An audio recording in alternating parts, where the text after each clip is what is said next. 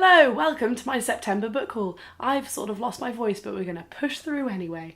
I feel like I haven't done a book haul in so long, but I have some really nice books this month, so I thought it was time. We're going to start with two non-literary books, which is Abstract Logo and Monogram Logo. I got these in Magma, which is a really great art bookshop.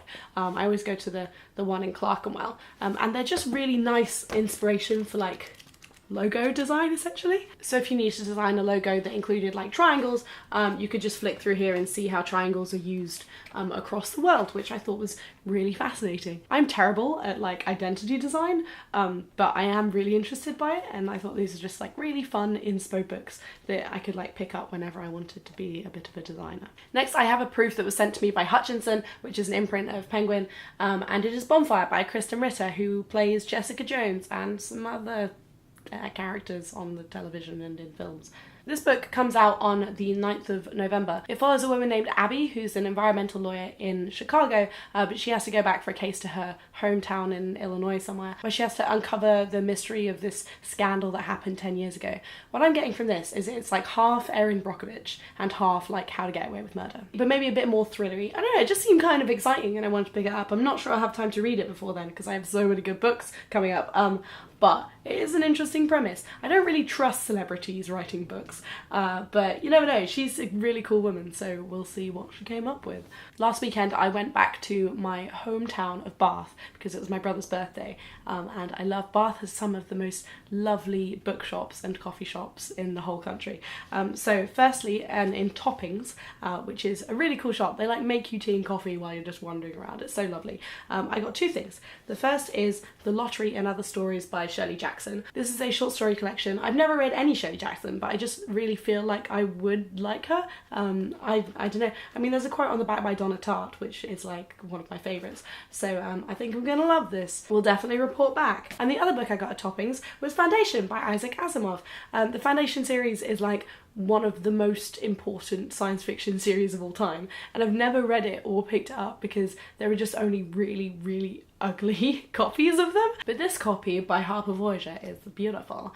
I cannot wait to get stuck into this space tour de force. I think it'll be really fun, and I will probably do a series review once I've read all of them instead of just doing this individually. Next on my trip to Bath, I went to Mr. B's, which is a lovely little shop nestled behind a department store, and I bought The Disappearances by Emily Bain Murphy. I think I saw this on BookTube. I don't remember where, but I definitely added it to my wish list, and then when I was wandering around Bath and like knew I wanted to buy some books, I took a look at it again, and I was like, the premise from this is really interesting. Every 7 years, something in this town goes missing, and it's not like a physical thing goes missing.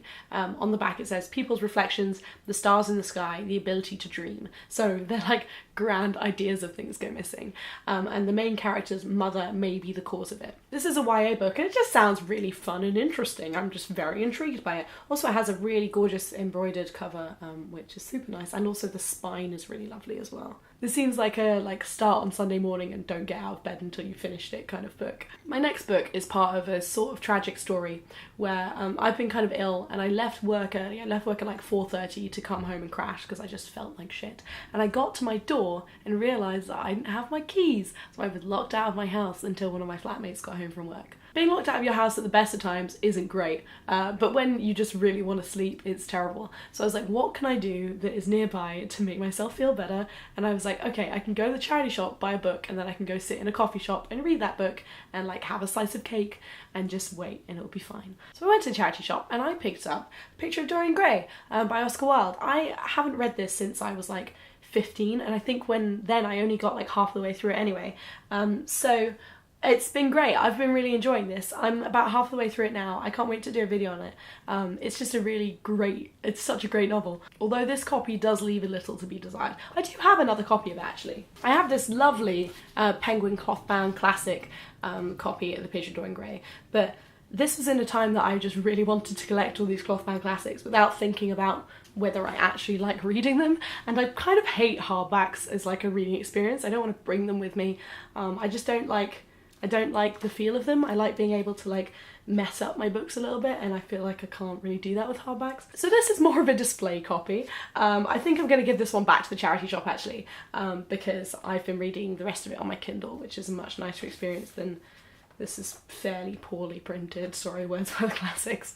The last 2 books I have to show to you are gifts, and it's kind of sad. I quit my job, my last day was on Friday, to go pursue my own things, and my co-workers are just really lovely. Our team is like really tightly knitted, and they all know that I like do book reviews, so they were kind of intimidated of like, what do we buy her? But they totally nailed it.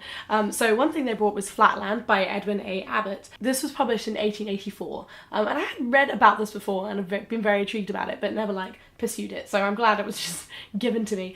So this is kind of like a bit of like social allegory, and it is based in a kind of 2-dimensional world. So in this 2-dimensional world, women are lines, and men are multi-sided polygons.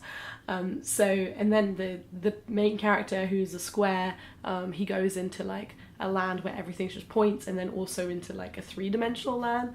It just seems really intriguing. I know it's also quite satirical, so I imagine it being quite Swiftian, but also kind of like Animal Farm-esque, while also being just like straight up mathematical, so like I think I'm gonna love this. The other book they gave me was The Glass Bead Game by Hermann Hesse, which was translated from the German.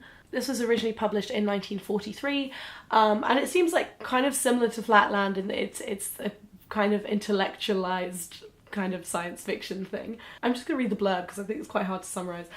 In the remote kingdom of Castalia, the scholars of the 23rd century play the glass bead game. The elaborately coded game is a fusion of all human knowledge of maths, music, philosophy, science and art.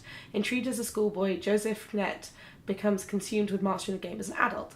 As Net fulfills his lifelong quest, he must contend with unexpected dilemmas and the longing for a life beyond the ivory tower. While looking up this book, I also learnt a new word, which is Bildungsroman, which I'm probably pronouncing wrong, definitely from the German, which is where the basis of a story is like a psychological and moral growth of a character, from like youth to being an adult.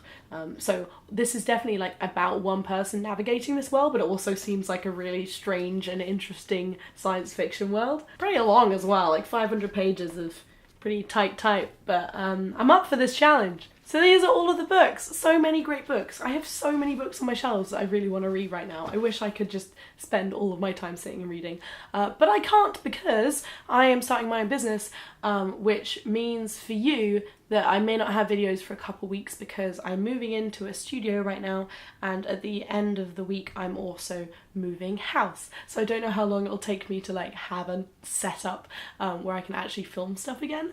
But I will be back, I promise, as soon as I can. I hope you've enjoyed this video. I hope the next time I come to you I don't sound so awful. But I will see you soon. Let me know if you've read any of these books, what you thought of them, or like if I've intrigued you into buying any of them. And yeah, I'll see you soon. Bye.